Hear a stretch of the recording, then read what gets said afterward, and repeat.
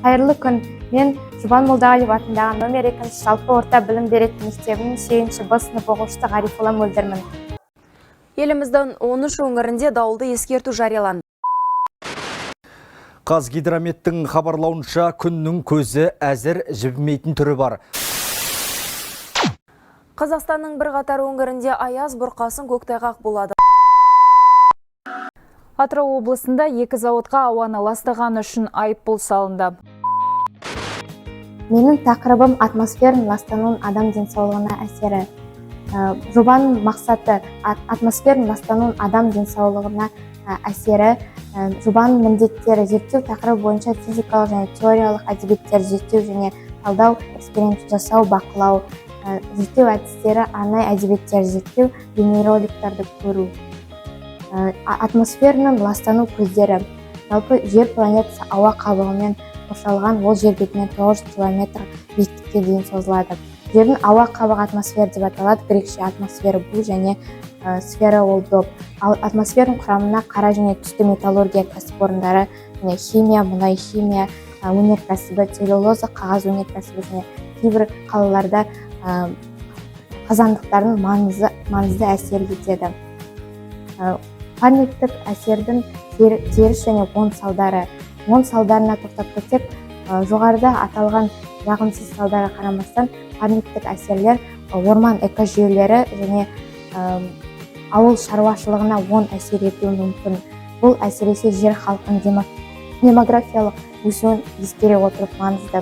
Парниктік әсердің теріс салдары ол атмосферадағы парниктік газдар концентрациясының жоғарылауы, индустрияға кезеңін салыстырғанда температура 0,5 және 0,6 градусқа жетеді. Озон саңылауының адам денсаулығы және табиғатқа әсері.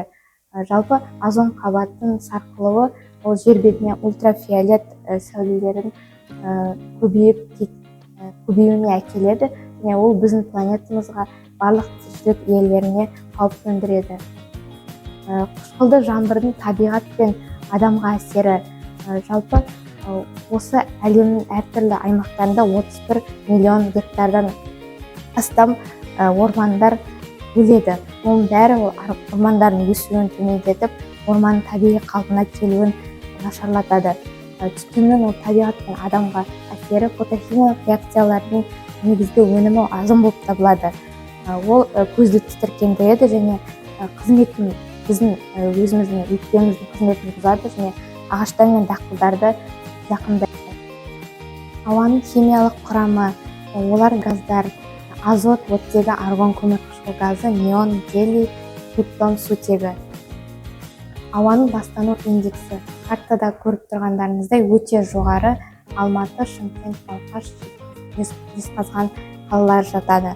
Ал сары түспен жоғары Тараз, Семей қалалары жатады. Ал жасыл түспен төмен ластанулары Орал қаласы, Батыс Қазақстан облысы. Ауа райы мен климаттың адам денсаулығына әсері. Біздің жаңбырдан кейінгі таза ауа адам денсаулығына жақсы әсер көрсетеді. Сондықтан біздің қысқы суық мезгілдерінде туберкулез және тұмаумен ауырамыз.